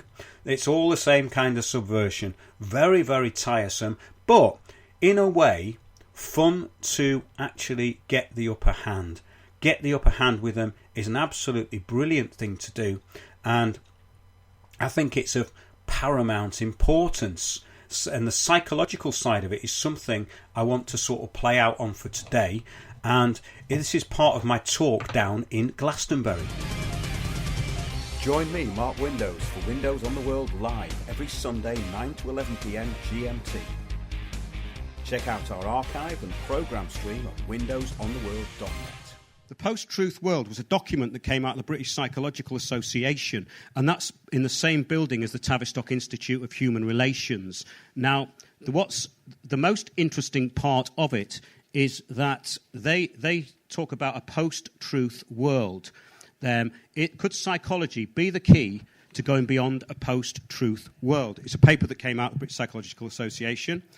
And it says, the deliberate publication of fictitious information, hoaxes and propaganda on social media, fake news, has become one way so-called conspiracy theories are spread. So what they've done there is they've mixed up conspiracy theories and fake news straight away. They're two different things, yeah? So let's look at the term conspiracy theory. Basically, it's a use-all term for anything which an organisation wishes to undermine and discredit. It is a tool of psychological warfare created by the intelligence services to counter evidence which contradicts state propaganda, e.g. the Warren Commission report. What the military intelligence and its agencies term conspiracy theories are not fake news, so they mix that up. Conspiracy theorist is a psychological tool to discredit revisionist or investigative journalists. So you can actually put, if you're a conspiracy theorist, you are an investigative journalist because you're going beyond the mainstream paradigm. So you're not parroting what anyone's told you. So if they call you a conspiracy theorist, they say, I'm an investigative journalist. We don't have them anymore. They say things like, in the nebulous world of unregulated websites. No, that's called the internet. That's ours, right? The nebulous world of unregulated. We demand more regulation. In the nebulous world of unregulated websites, blogs and social media, people cannot easily separate fact from fiction.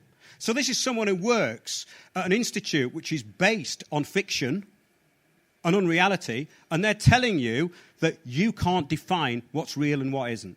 They're telling you that in this paper, right? And it took 3 of them to write it. So the writers have described exactly how counterintelligence works. This is exactly how counterintelligence works, right? It also assumes that the state official narrative, which is now merely PR with no journalistic investigation or even reporting, is the only reliable source. That's what they're reinforcing here. So it says, conspiracy theories and the people who believe them. Conspiracy theories are defined as proposed plots by powerful groups hatched in secret to achieve some sinister objective. Well, they're not actually, no. That's not what it means. So they've even interpreted the term wrong. A conspiracy is an illegal act involving 2 or more people, not necessarily a powerful group, and not necessarily for sinister objectives. They can have good... Yeah, exactly. Yeah, so so basically it goes on and on and on. Yeah, it says, this is a good one, I'll just do this one. For example, one conspiracy theory suggests that Princess Diana was murdered by elements within the British establishment. Now, how the hell do these people know she wasn't? They have no evidence she wasn't. I'm not saying I've got evidence she was, but I've certainly got no evidence she wasn't, and nobody has evidence she wasn't. Okay, so the verdict was unlawful killing, right? So she was unlawfully killed, right? So, elements within the British establishment cannot be ruled out. In a legal argument, there would be motivation and just cause for the state to be involved. Well, of course there would. Of course there was a just cause for the state to be involved there. And a just cause can bring action. So in other words, you need to look at a backstory, put it together, and then frame it in a legal argument, which these people do not take into consideration. So the establishment, who's the establishment anyway? What does that mean, right? It doesn't mean anything. The establishment. Yeah, the establishment's a blanket term, which could mean the royal family, the intelligence services, or any agency or person connected with government, any of its agencies, or the Crown. This description also includes persons and associations within the City of London or the Crown Corporation. That's the establishment. So that's hundreds of thousands of bloody people. So how can you say that, they say the establishment did it? Well, the chances of someone outside the establishment doing it are bloody slim, really, aren't they? You know what I mean? Another one alleges that 9/11 terrorist strikes were a false flag attack orchestrated by the American government to justify the war on terror.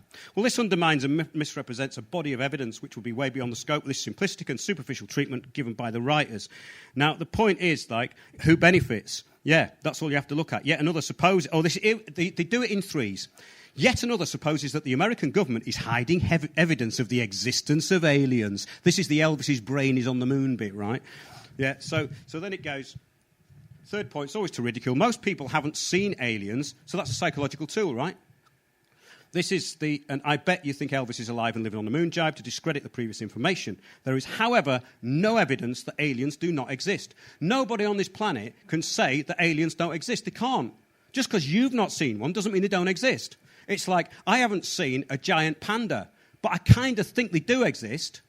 Because there is a lot of evidence that they do, right? So you can look into this stuff, and they don't define what alien means anyway. Do they mean something like us? Do they mean one of those grey aliens? Or do they mean something interdimensional? Or do they mean someone from a country that we've been bombing? They're aliens as well, aren't they? So, yeah, but it's so ridiculous. And this is what they do, this psychological stuff. I won't go on with any more of that. But that's the Tavistock Institute of Human Relations, which houses the Economic and Social Research Council, British Psychological Association. And they feed a lot of stuff into think tanks. And I'll link it back to Occupy as well, because in the Occupy, they had a thing called social dreaming, right? And it's really sinister. What it's like, it's a monitoring, surveillance exercise to basically grab the mood of the people there, and then you give them what they want, what they expect, right? That's what social dreaming is all about. And it was on the Tavistock Institute website. So I contacted the Tavistock Institute and I said, it's about your social dreaming experiment at Occupy. We didn't do anything like that. I've got the screenshot. It was on your own bloody website, you know. And that's how duplicitous they are. They just deny it. But the Citizens of the Psychological... This is a book that came out by Martin L. Gross. It's called The Psychological Society. It was written in the late 70s. The citizens of the Psychological Society are the most anxious, emotionally insecure and analysed population in the history of mankind, a new model of Westerner dependent on others as to what is real or false. I've just given you an example of that. It's exactly what it is. It is an art, science, therapy, religion, moral code, lifestyle, philosophy and cult. Its professional minions, numbering hundreds of thousands, psychology and establishment-approved cult. Join me, Mark Windows, for Windows on the World live every Sunday 9 to 11 p.m. GMT. Check out our archive and programme stream at windowsontheworld.net. That was a little bit of the talk I gave last week. I went off into quite a lot of different areas, as I do and as I have done today. It's been quite an interesting show, actually, because it's touched on all this, the psychology and the subversion that's going on everywhere. And, of course, the affluent lifestyles of the middle classes are not sustainable. Well, I think people are beginning to realise that Maurice Strong definitely put this into action now. And people are telling me this all over the country. So they're hiding what's going on in the mainstream media. There's nothing about all of this global, local agenda which is affecting everybody. Nothing. So we have a useless, unelected media who are doing nothing for us. And when we talk about this stuff, this psychology, it does come down from places like the Tavistock, which is get this, the Tavistock is an independent, not-for-profit organisation which seeks to combine research in the social sciences with professional practice. So basically, it's an actual... It has the independence of being entirely self-financing with no subsidies from the government or other sources. The action research orientation places it between the worlds of academia and consultancy. This is where it all filters down into these think tanks, and it's all coming really through this Tavistock and MI5. It's a range of disciplines including anthropology, economics, organisational behaviour. Yeah, we see a lot of that, don't we? Organisational behaviour, political science, psychoanalysis, psychology and sociology. Yes. Now, it's all about pushing people in the way they want to go, because basically the Tavistock was all about getting people ready to go to war with Germany. That's what that was about. And it's absolutely subversive, this stuff. And when we find out that the army are using it, they're using their psychological operations group against the public. I mean, we are once again in post-truth. But he said the Tavistock-controlled institutions is quite a network of them. The Mont Pelerin Society. Now look that one up.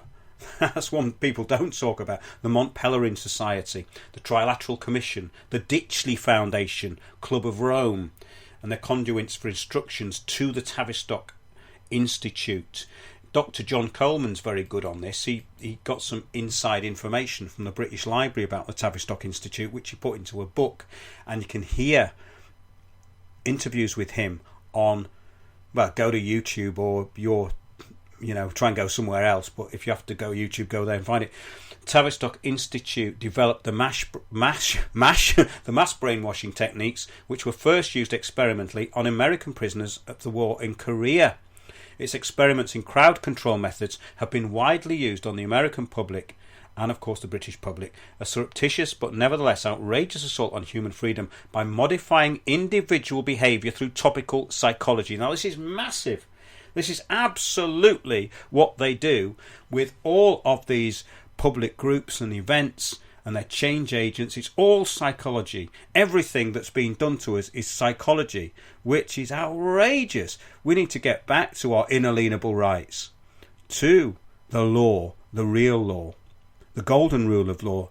Everybody is equal under the law and nobody is above it. So that's my thoughts on that. But it's absolutely subversive, the agendas that come through places like the Tavistock Institute, and indeed through these think tanks, because they're all arms of the same beast, really. It's just an octopus with loads of different arms, and I put that into my talk. So if anybody out there wants to book a talk, please get in touch through the website. I've got loads of stuff I'm constantly adding. This is a bit of a respite tonight before we get back out on the road. I'll be interviewing lots of people, and I've just been here working away for the past few days in Windows Towers. And thanks everyone for listening. Tell your friends, get them to look at the back catalogue of stuff that we've got, and Remember, I'll be here next week, 9 to 11 p.m. We'll have guests and we're going to have a brilliant show. See you next week on Windows on the World.